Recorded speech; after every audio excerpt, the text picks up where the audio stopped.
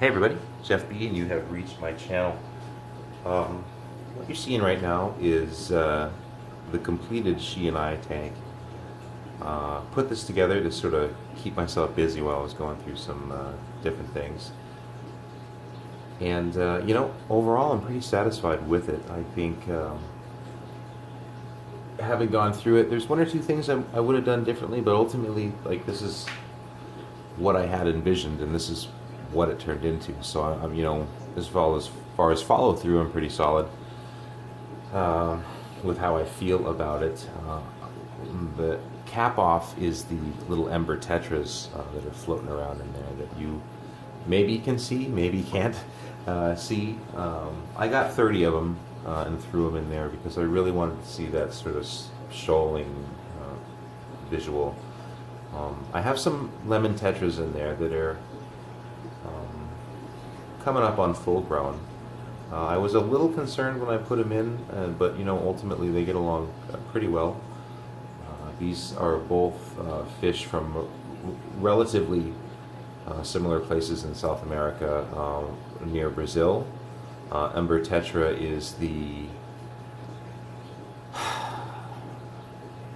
Hypersobricon amandae.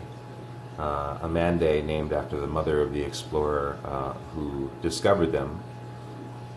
The lemon tetra is the Hypersobricon.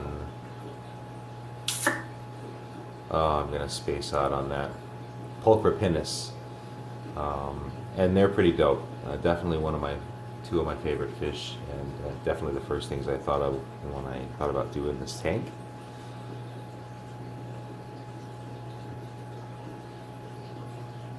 I have a Nubius nana kind of surrounding the rock feature with the lighting behind it and the water separation there. That symbolizes the main separation.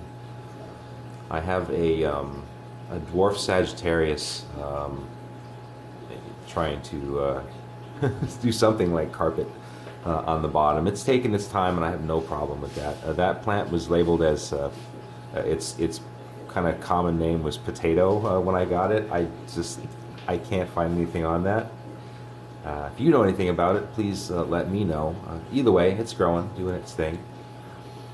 I do have cryptocorn in here. One in the back is the rough-leafed giant cryptocorn. Just in front of that, red cryptocorn. The type is I'm sort of spacing out on. Forgive me. The bonsai tree almost center there is purchased from Bonsai Driftwood. I'm really very satisfied with that. The piece I thought I would get is exactly what I got. They did, it's exactly the piece I was buying, so it was really nice. They have all the details about the different pieces, so if you have any questions, most of your general questions can be answered just by kind of scrutinizing the site. I have Java moss on the tree. That was not my main choice, but my other choices being that I am in Hawaii are limited, and the portions that I did have are just sort of long gone now, and unfortunately. But honestly, I think that's turned out pretty well. I have a LED grow light that I have behind that that sort of creates the backlighting in the rift between the two pieces of land.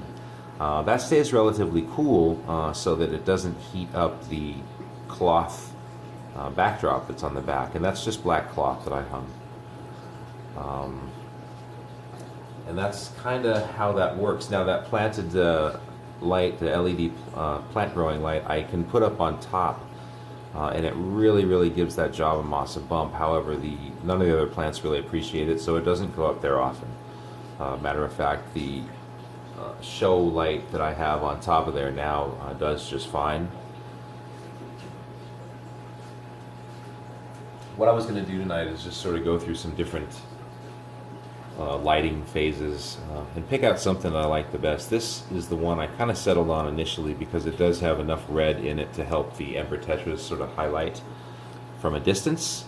Ember tetras are just like dwarf little mini nano, if you will, like tetras that have a really amazing red sheen to them once they color up.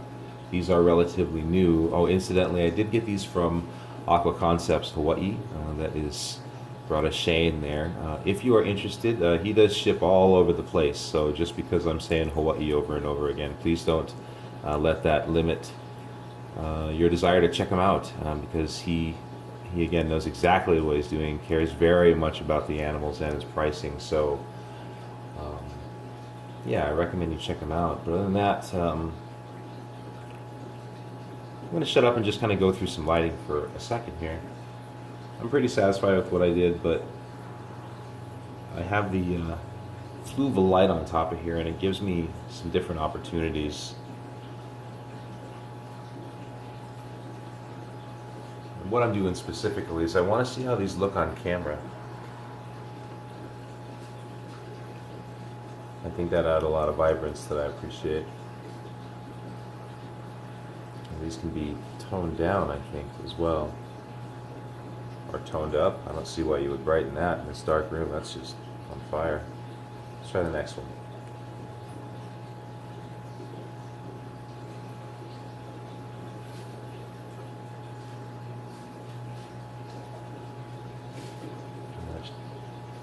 Pretty basic. One more.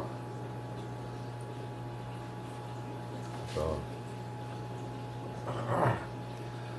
that's really dramatic, and what I like the most about that, you actually can kind of catch a little bit on the camera, is that while everything else really sort of loses itself, at least on the camera, what you can see are the little light rays, little light rays right here, and that's actually is coming forward and hitting that glass. The side view is definitely very cool. So this is something that loses a little bit on video, quote unquote video, but in person this is rock solid. Sort of doomsday. And this is where we started. Again, I really like that little bit of red in there. I think that shows off real well. Now if I wanted to brighten this, oh dumb, some poor bug fell in there. Oh well. If I wanted to brighten this a little bit, can I add a little brightness? I can add a lot of brightness. Now this thing's funking out, so I have to change to get back to where I was, so let's do that. And you can really see that red peel into it. And I don't know, I like that. As a nighttime effect, I like it very much.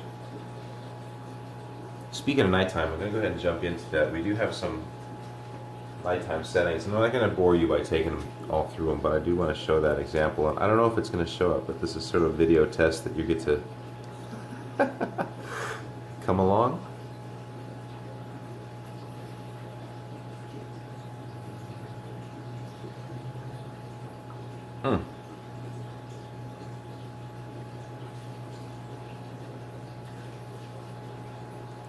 The fish don't know what the hell's going on. Now I'm going to go ahead and skip the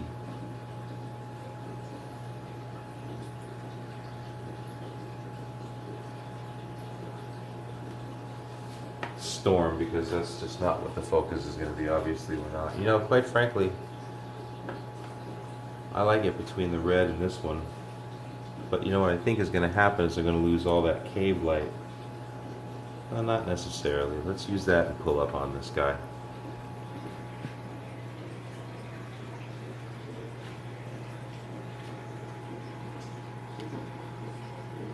LEDs are giving me a little bit of flashy dilly-dilly, and I apologize for that. So what we're going to do is check out these guys here, and gals.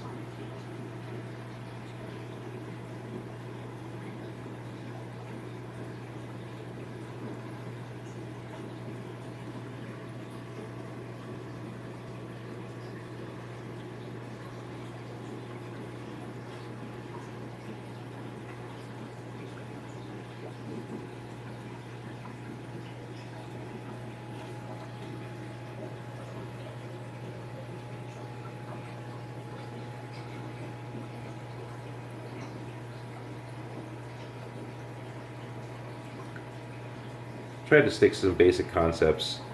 Rule of thirds for sure. The golden ratio. Definitely tried to apply that. Now the rock slipped on me a little bit over time, so I threw it off a little bit. I'm not going to flip out about it.